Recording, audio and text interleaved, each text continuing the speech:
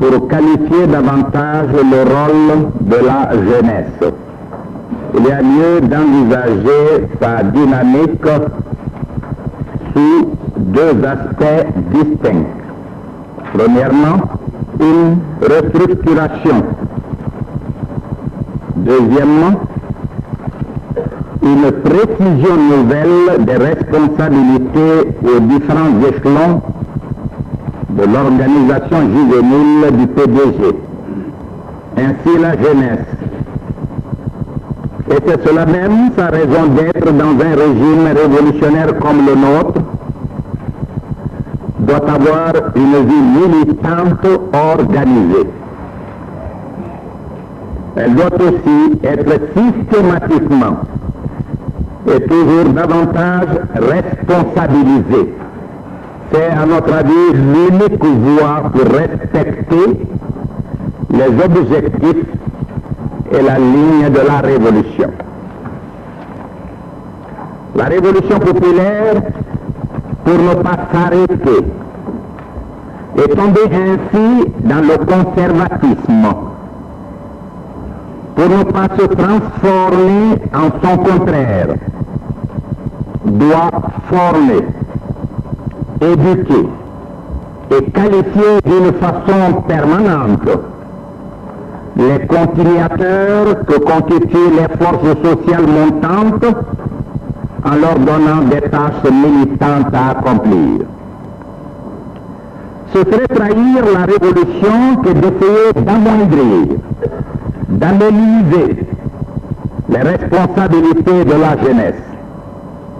Responsabilités qu'elle doit assumer dans tous les domaines, à commencer par celui de la gestion et de l'accroissement des biens matériels et financiers, qui est à renforcer notre responsabilité dans le domaine du contrôle. Un contrôle également permanent, mais toujours formateur, toujours éducatif et jamais paralysant. La vitalité des régimes progressistes réside dans le courage constant du peuple de faire face aux difficultés qui jalonnent notre chemin du progrès démocratique. L'alarmisme doit être condamné si l'on veut que la ligne progressiste soit toujours gardée. Certes, il peut arriver que les hommes, n'étant pas parfaits, que l'on prenne des décisions contraires aux principes prescrits par la ligne, mais avec l'objectivité nécessaire, dans l'analyse des situations concrètes, on peut parfaitement éviter les impasses.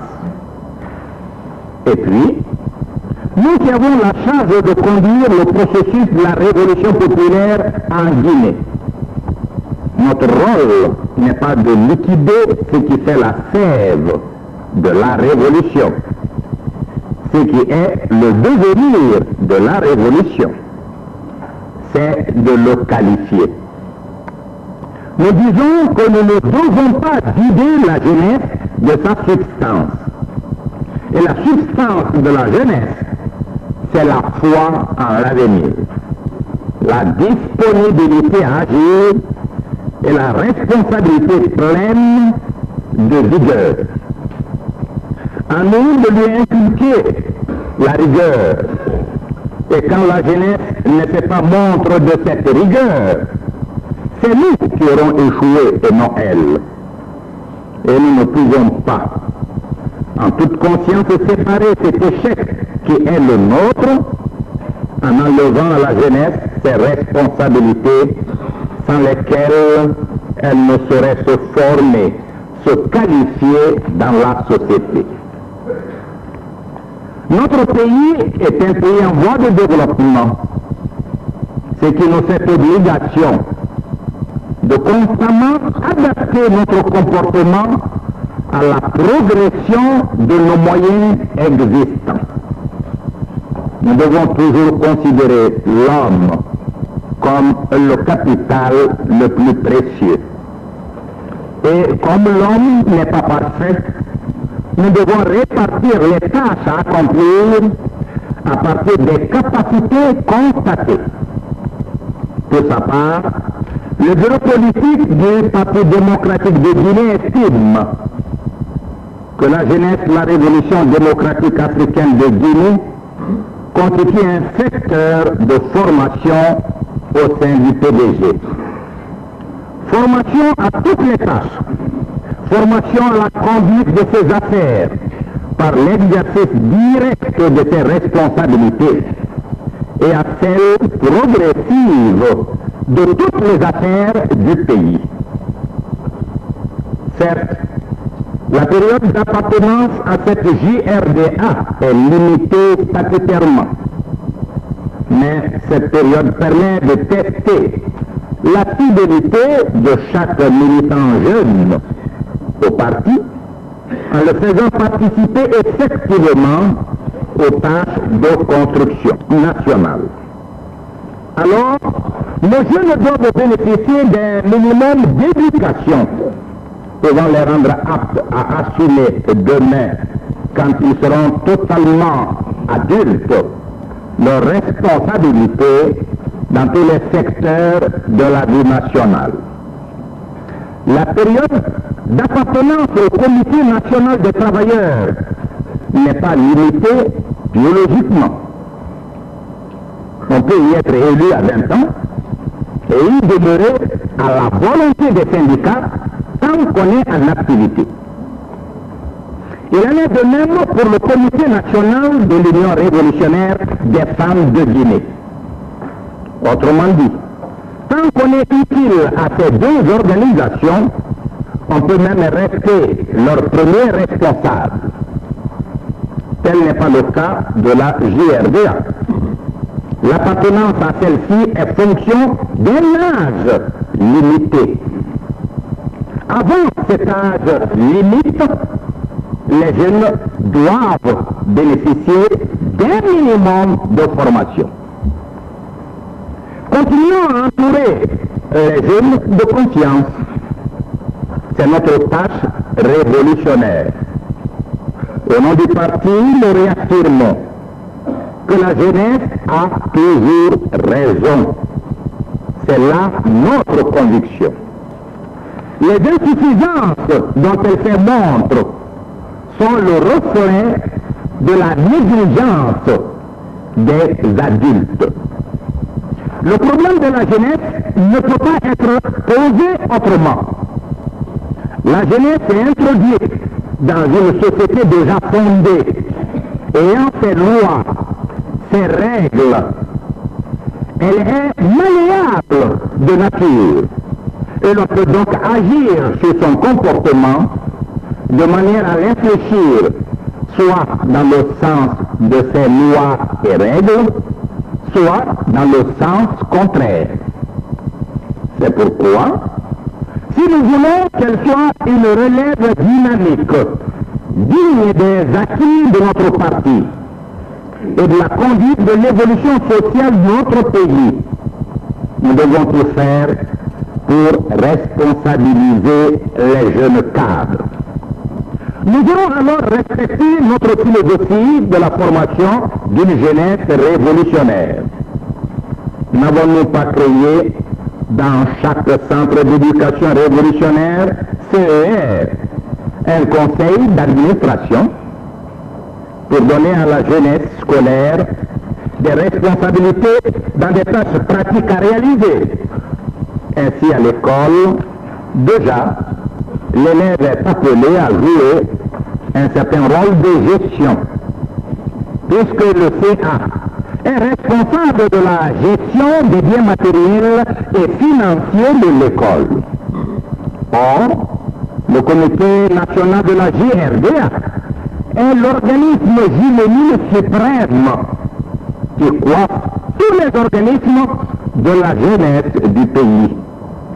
Si les jeunes des CA, des établissements scolaires, sont habilités à assumer des responsabilités pratiques, et plusieurs membres du Comité national de la JRDA ont été membres des années durant des CA de centres d'éducation révolutionnaire. D'autres ont même assumé des responsabilités d'État comme représentants de la Guinée à l'extérieur. Que dire de cet organisme qui doit contrôler tous les organismes de la GRDA, du PRL à la Fédération? Il doit être responsabilisé dès lors que notre philosophie est que les générations montantes soient aptes à continuer, mieux que nous, l'œuvre de la révolution. Certes, dans une école, les enseignants sont plus aptes que d'autres à assumer efficacement le rôle de gestion des biens de l'école. Mais la révolution tient à agir en sorte que les jeunes qui doivent être les élus futurs de nos organismes fassent très tôt l'apprentissage de la bonne gestion. D'où la constitution des CA au niveau de toutes nos écoles. Les actes d'une minorité d'individus inaptes ne doivent pas nous empêcher de réaliser que sans responsabilité, aucun homme ne peut s'affirmer. Quelles que puissent être les immenses potentialités socio-humaines qu'il recèle. Donc, la responsabilité au niveau de chaque maillon de la jeunesse doit demeurer une action permanente. Il ne faut jamais, dans la pratique, négliger les jeunes. Il faut s'obstiner à les former et faire de tout leur organisme des instruments effectivement responsables de la transformation qualitative de la société. La fidélité requise des cadres dirigeants des différents secteurs face aux exigences de la révolution est à ce prix. En tout cas, c'est le test de l'application correcte des décisions et des principes révolutionnaires. La limite d'âge de l'appartenance à la jeunesse est de 35 ans. Si durant ce temps, il y a exercice effectif de la responsabilité, les jeunes peuvent se roder à la pratique de la gestion et de l'administration des biens publics afin que devenus adultes, ils soient capables de diriger d'autres organismes et tous les secteurs de gestion du patrimoine national. Voici 15 jeunes de 25 à 35 ans, élus à l'issue d'un congrès national et devenant membres du comité national de la GRDA. Il faut bien qu'ils soient confrontés à des tâches de gestion. Nous devons respecter sagement les décisions d'un tel congrès. Et puis, nous ne devons pas oublier qu'ils sont très nombreux, les jeunes de moins de 35 ans, qui gèrent déjà et dirigent même des entreprises économiques très importantes. Nous ne devons pas oublier non plus que plusieurs de ces jeunes, membres du comité national de la GRDA, ont déjà eu à diriger d'importants établissements scolaires, où en tant que directeur d'école et président des CA, ils ont eu à contrôler les actes de gestion des élèves et étudiants.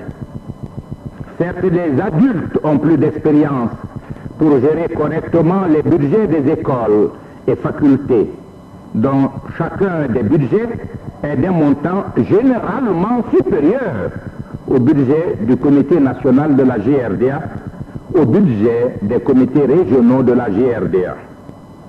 Cependant, nous laissons les jeunes membres de leur CA de gérer les biens de leur école, car nous sommes convaincus que s'ils sont très tôt initiés à la pratique de la gestion, la société y gagnera demain en efficacité par la sauvegarde et l'accroissement de son patrimoine.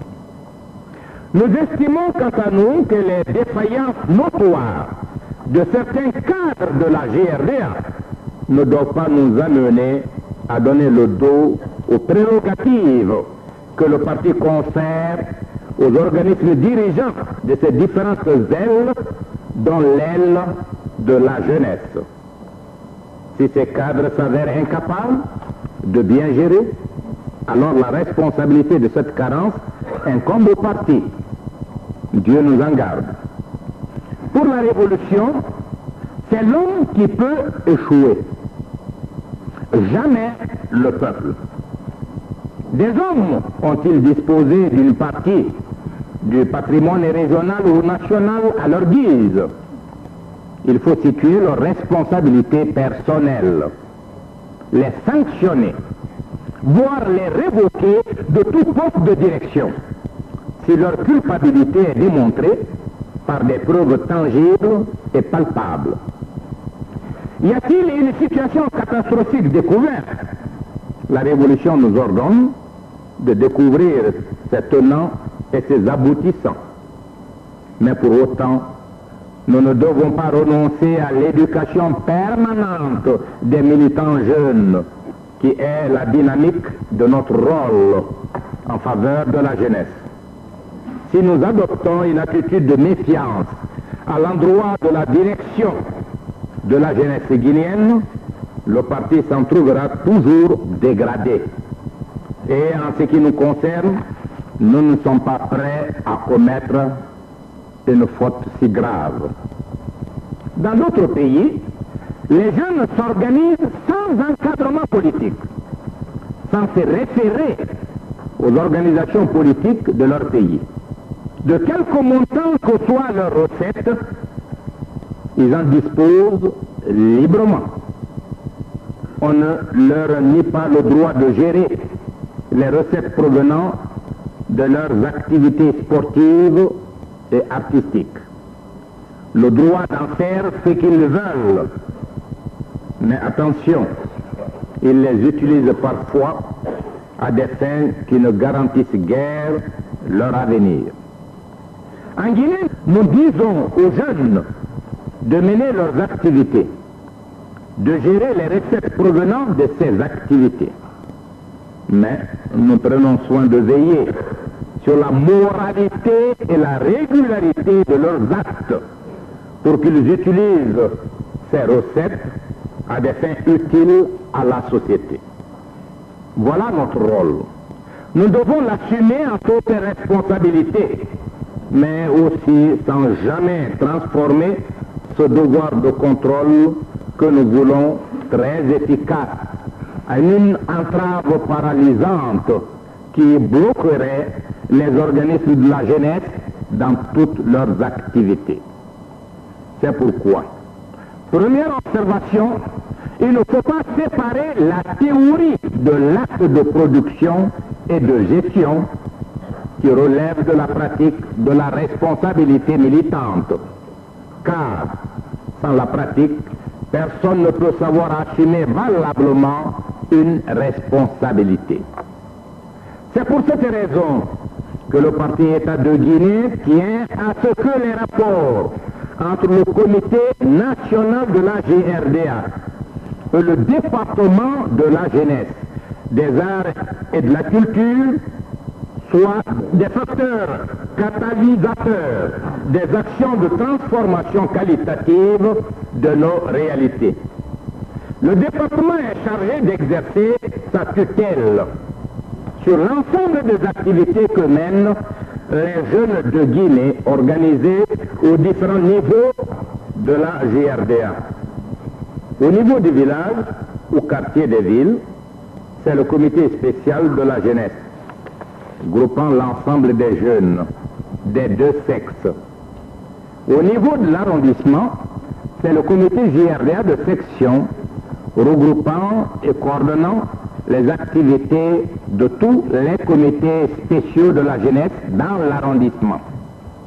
Au niveau de la région ou fédération, c'est le comité régional de la GRDA, également chargé des tâches de la coordination, de l'impulsion, du contrôle de l'ensemble des activités des jeunes appartenant à une même fédération du parti.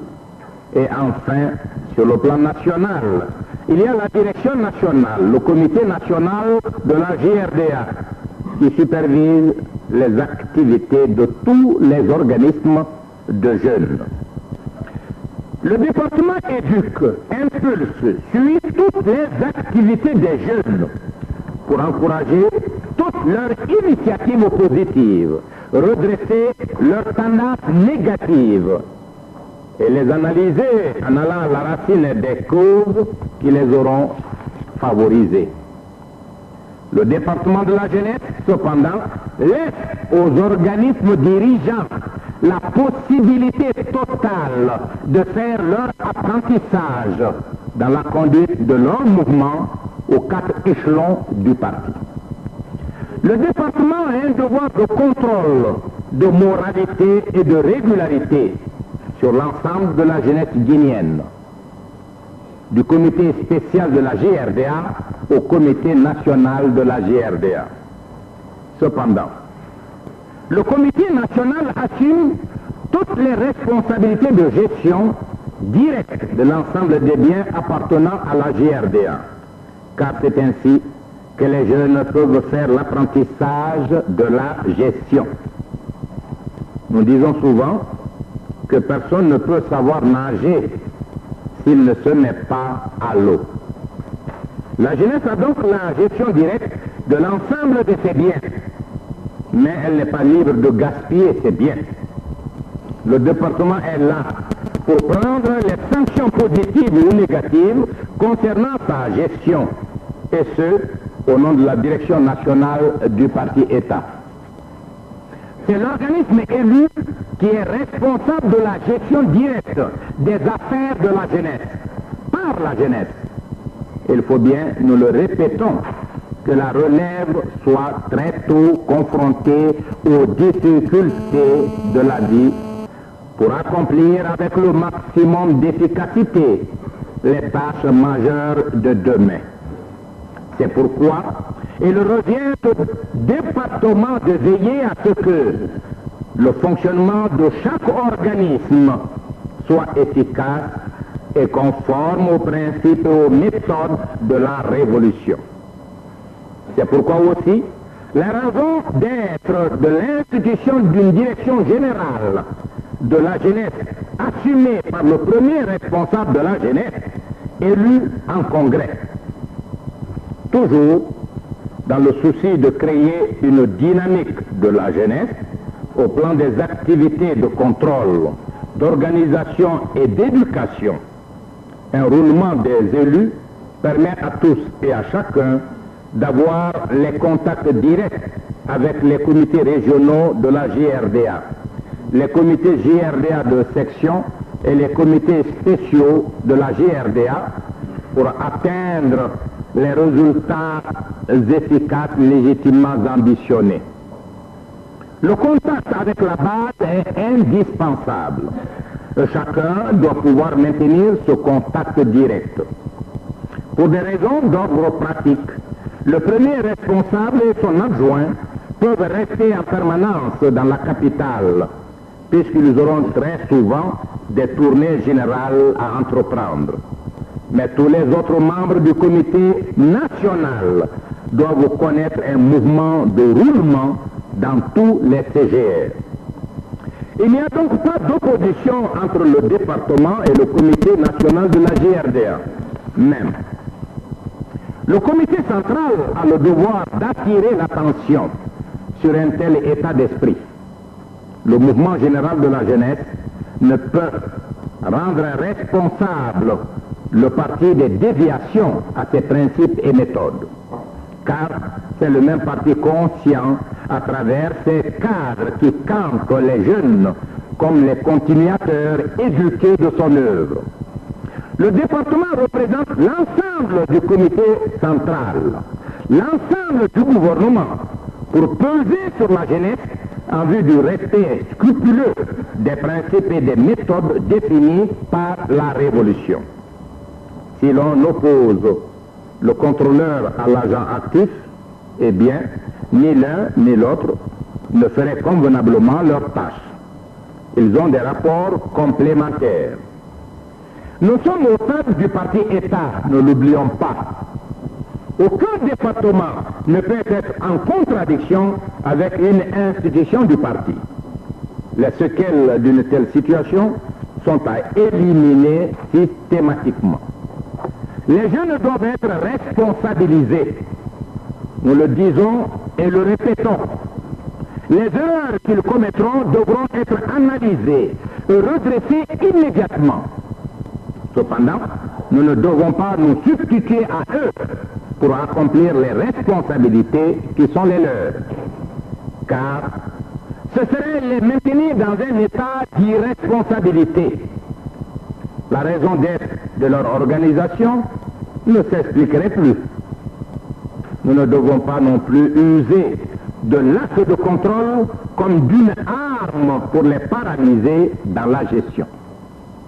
Prenons le cas de la gestion des PRL. Elle était négative au niveau de nombreux villages et quartiers. Mais est-ce à dire que les PRL n'étaient pas des institutions dynamiques et utiles à la révolution? Les PRL sont des institutions dynamiques et ils auraient pu être tous des moyens efficaces de gestion si nous avions quotidiennement et dès le début procédé au contrôle de gestion au niveau de tous les PRL pour maintenir la ligne telle qu'elle a été définie. Si jamais on avait chaque mois fait de façon rigoureuse ce contrôle pratique, on aurait pu faire éviter ce que le parti ne tolère pas en matière de gestion.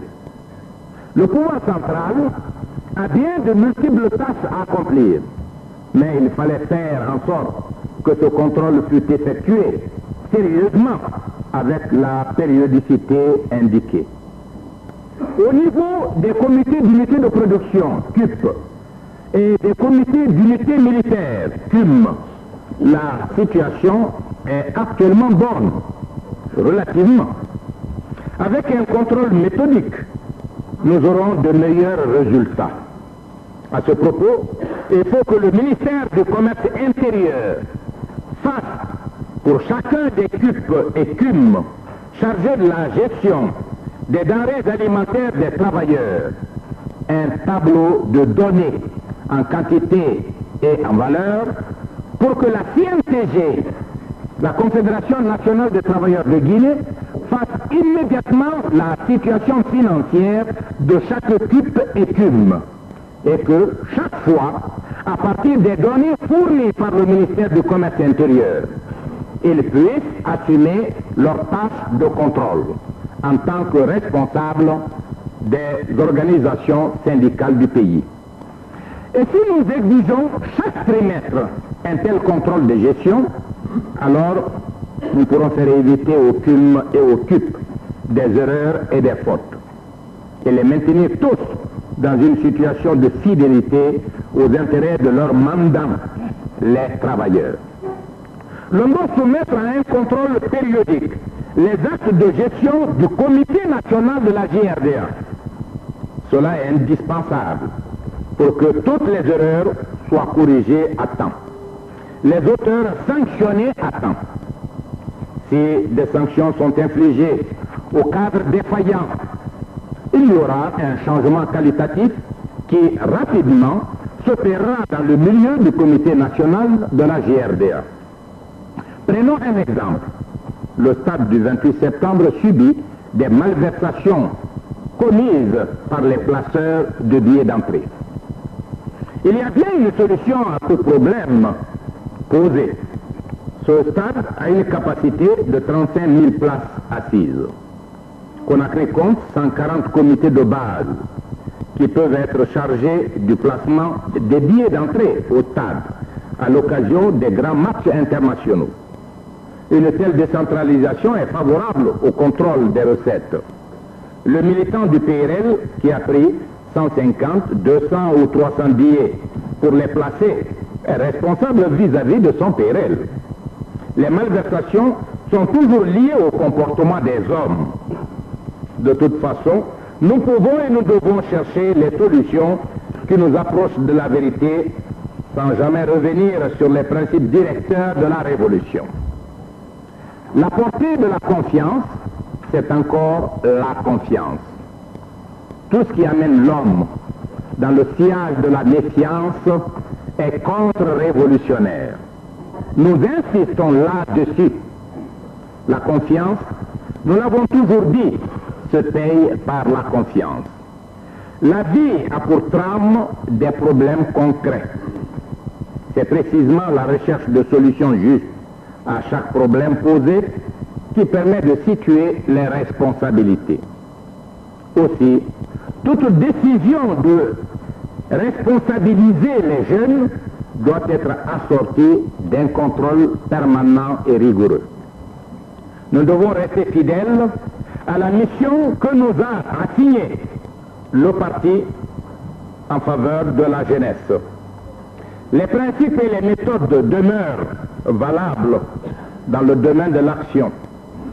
Il y a bien des décisions qui créent une dynamique permettant aux différents secteurs de la jeunesse d'être de futurs cadres valables. La GRDA doit s'intéresser à la formation idéologique de ses membres, notamment au contrôle du comportement des jeunes, pour que ceux-ci respectent la morale révolutionnaire. La GRDA doit éveiller l'esprit civique des jeunes et l'affermir constamment. Les jeunes, en plus de la formation idéologique, doivent recevoir en même temps une formation technique dans les divers secteurs, sport, art, culture populaire, etc. La jeunesse doit s'obstiner à faire face aux tâches fixées dans les statuts et les programmes d'action de la GRDA. Le sport doit être multiforme, sinon l'engouement pour un seul sport crée des contradictions entre les différentes branches sportives. Prenons par exemple le football dans ses aspects politiques et techniques. L'aspect politique de ce sport a trait à l'encadrement que constituent les organismes dirigeants de la jeunesse aux différents échelons. C'est cette direction élue en congrès qui peut faire application d'une certaine discipline politique. L'aspect technique, quant à lui, porte sur les cadres techniques expérimentés. Qu'il y ait une fédération guinéenne de football, cela s'impose, car c'est le peuple qui veut que ceux qui sont des techniciens en la matière soient utilisés à la direction technique de ce secteur. Il en est de même pour toutes les autres branches du sport, des arts et de la culture populaire. Mais une fédération technique ne peut minimiser et ne doit minimiser le rôle de la direction politique élue. Sinon, ce sera la prééminence d'une technocratie de blocage. C'est un processus dans lequel il ne faut jamais s'engager. On peut l'éviter si l'on surveille la nature et l'échelle de la contradiction entre le secteur technique et le secteur politique. Voici un entraîneur qui n'écouterait aucun conseil. Un arbitre qui sur un terrain en Guinée jouerait au parti pris manifeste et ne voudrait même pas entendre une simple observation des membres du comité national ou du comité régional de la GRDA.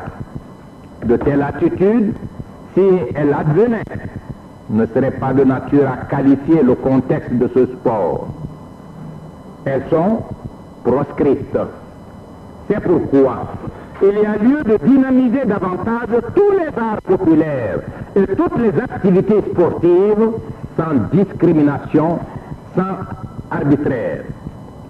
Un autre exemple, nos musiciens réalisent des performances au point d'être récupérés ailleurs. Le commissariat général à la jeunesse et le comité national de la jeunesse doivent se préoccuper de ce problème. Des footballeurs sont démobilisés et vont même à l'extérieur du pays se mettre à d'autres services. Le respect de la ligne du parti doit demeurer la préoccupation de chacun et de tous. Sans discipline, pas de vie organisée, pas d'attitude militante. S'agissant du secteur musical, l'équipement des orchestres est-il suffisant? Nous savons que des orchestres guinéens de classe connaissent ce genre de difficultés actuellement. Nous citerons les cas des orchestres fédéraux de Kissidougou et de Kankan. Aussi, ce problème mérite d'être étudié au cours de la présente session du CNR. Le département de la jeunesse, le comité national de la GRDA doivent dynamiser l'organisation des pionniers, prendre toutes les initiatives créatrices pour développer l'action militante des jeunes. La révolution exige que tous les secteurs de la jeunesse connaissent une activité devant déboucher sur les objectifs assignés à la jeunesse guinéenne. Voilà le véritable problème de la révolution populaire. Nous avons mis à l'intérieur du pays des dancing à la disposition de la GRDA. Quel est l'apport de ces dancing? Une décision met au compte du budget de l'État les salaires des formations artistiques. Cela représente une dépense annuelle dépassant 10 millions de cili. Nous pensons que les formations artistiques, les orchestres en particulier, pourraient être responsabilisés pour se produire à leur propre compte. Toutes les recettes obtenues par une formation lui appartiendraient en propre. Ainsi, les millions de cili dépensés actuellement par le budget serviraient de subvention générale à la jeunesse pour amplifier son action, soutenir les secteurs défavorisés ou décents. Ce ne serait plus des dépenses systématiques sans grand effet. Les orchestres seront à leur compte en jouant dans tel ou tel dancing dont nous leur confierons l'exploitation. Ce serait là une dynamique de créativité chez les orchestres. La fonctionnalisation débouche sur l'absence d'inspiration, l'absence d'amour de l'art.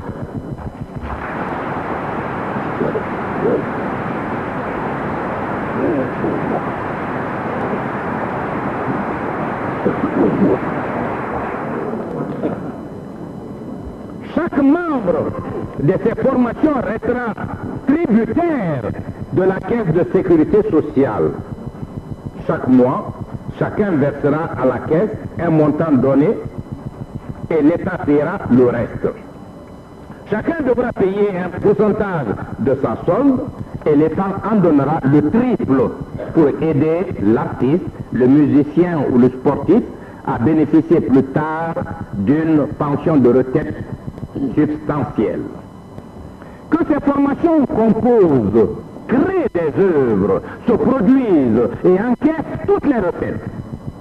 Ces orchestres auront à s'équiper en instruments et à fixer à leurs membres, en toute responsabilité, les salaires qu'ils méritent. Les ballets seront également à leur compte. Ils monteront les numéros à leur inspiration et se produiront. La retraite de chaque artiste est garantie par l'État, nous le répétons. Le paiement d'une fraction de la solde en cas d'accident est également garanti par l'État. Pour les salaires mensuels, lorsqu'ils sont fonctionnalisés, il sera toujours accordé le salaire minimum interprofessionnel garanti à chaque élément. Toutes les recettes seront la propriété des ballets. Nous vous disons que de telles décisions aiguiseront leur sens de responsabilité face à l'amélioration de leurs propres conditions de vie et ils ne se plaindront plus de personne dès lors que toutes les recettes qu'ils perçoivent leur appartiennent. S'agissant du football, toutes les recettes se retrouveront versées dans un compte bloqué. Toutes les sorties de fonds par le comité national de la GRDA, pour quelque raison que ce soit, seront au préalable contrôlées ou visées par le commissaire général à la jeunesse. aux arts et au sport. Il y aura donc une discipline pour engager les dépenses. Le comité national décide de la dépense à effectuer et le commissariat général contrôle la moralité de la décision. Et l'accord obtenu, le comité national de la jeunesse engage la dépense. La jeunesse a bien la main à la pâte, parce qu'il faut qu'elle justifie les dépenses qu'elle effectue. C'est cela la gestion. Le comité national a la gestion pratique des fonds, mais ces actes relèvent du contrôle de moralité qu'exerce le chef du département. Il faut absolument préciser les responsabilités pour que chacun joue correctement son rôle. La jeunesse ne devra jamais connaître l'indifférence, a fortiori l'abandon de la part des cadres adultes. Il y a, nous devons le dénoncer, un relâchement coupable dans l'action d'éducation politique et morale des jeunes militants. Les cadres politiques des pouvoirs révolutionnaires locaux, des sections et des fédérations du PDG ne s'intéressent pas suffisamment au bon fonctionnement des organismes de la GRDA. Ce sont les seuls jeunes élus qui sont chargés de l'encadrement et de l'éducation de la jeunesse. Alors qu'eux-mêmes ont besoin d'être formés et encadrés par des responsables plus expérimentés. Les assemblées générales ne se tiennent pas régulièrement au niveau des comités spéciaux de la jeunesse, du PRL. Et quand elles se tiennent, elles n'enregistrent aucune information sérieuse, aucun exposé sur l'idéologie du parti, sur la morale révolutionnaire ou sur la discipline sociale. Les jeunes n'apprennent plus l'histoire du PDG, les faits historiques qui ont marqué l'évolution du peuple guinéen. Ils ignorent les interdits, les mœurs bannies, les comportements indignes, les infractions à la discipline au sein de la famille. Dans les villages et dans les quartiers des villes, les jeunes garçons et filles sont presque abandonnés à eux-mêmes. Les tâches militantes dont l'accomplissement leur est demandé par le parti ne sont plus ponctuellement exécutées. Les marchés, les places publiques, les mosquées, les églises ne sont plus entretenues par eux, en état de propriété. Les sections sportives, artistiques, les activités culturelles ne les retiennent plus. Ils apprennent sous l'effet négatif de certains films projetés et qui devraient être interdits aux enfants mineurs des gestes de violence et adoptent des comportements dégradants et foncièrement réactionnaires. Ce ne sont pas les slogans que les jeunes clament qui les éduquent. Ce sont les leçons qu'ils doivent recevoir des cadres adultes qui seuls les disposeraient à adopter un comportement digne de leur famille, de leur peuple et de leur révolution. Les distinctions de race, de religion et d'état de fortune ne devraient plus exister entre les jeunes du village ou du quartier, unis au sein du comité spécial de la GRDA. Les tentatives à la débauche, à l'alcoolisme, au vol, voire au banditisme, devront être extirpés de la vie de notre société. Il faut que la jeunesse bénéficie sans discontinuité de la sollicitude des générations adultes dont leur avenir dépend du comportement sérieux dans tous les domaines. Les bars, gargotes, lieux de dépravation des mœurs doivent être fermés avec la fermeté qu'exige la protection de la santé morale des jeunes du pays. Chaque bureau fédéral doit, avant le 19 octobre 1981, constituer une commission chargés des problèmes de la jeunesse, des enseignants qualifiés, des militants de bonne conduite sociale, des cadres aptes à assurer l'encadrement convenable, l'éducation idéologique, politique et morale, et la formation sportive et artistique des jeunes militants du PDG doivent être désignés à cet effet. Le parti, fidèle à la morale populaire et résolu à œuvrer à la qualification constante du peuple, se doit de se substituer aux familles défaillantes à l'égard de leurs enfants pour créer un climat de joie, un contexte de mobilisation permanente, des conditions de formation et de surformation en faveur de tous les jeunes du pays. La victoire de la Révolution est à ce prix. Des séminaires doivent se tenir périodiquement, disons chaque trimestre, au niveau de chaque section du parti et consacrés aux problèmes de la jeunesse. Des séminaires semestriels doivent également être organisés au niveau de la fédération et être directement suivis par la session du Conseil national de la GRDA. Les organismes dirigeants de la GRDA, chacun dans son ressort, doivent veiller sur le fonctionnement des écoles et le comportement des jeunes scolaires.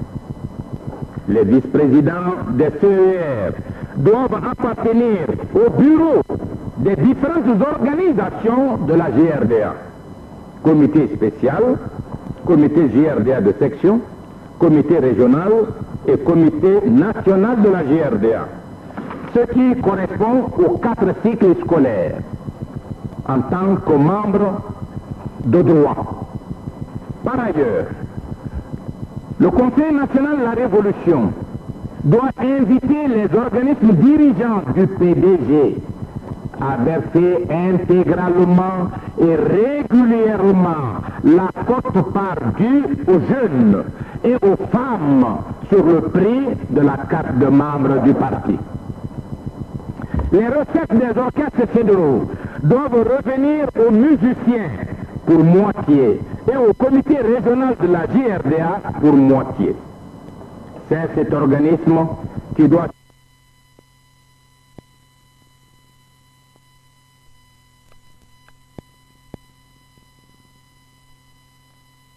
des orchestres fédéraux doivent revenir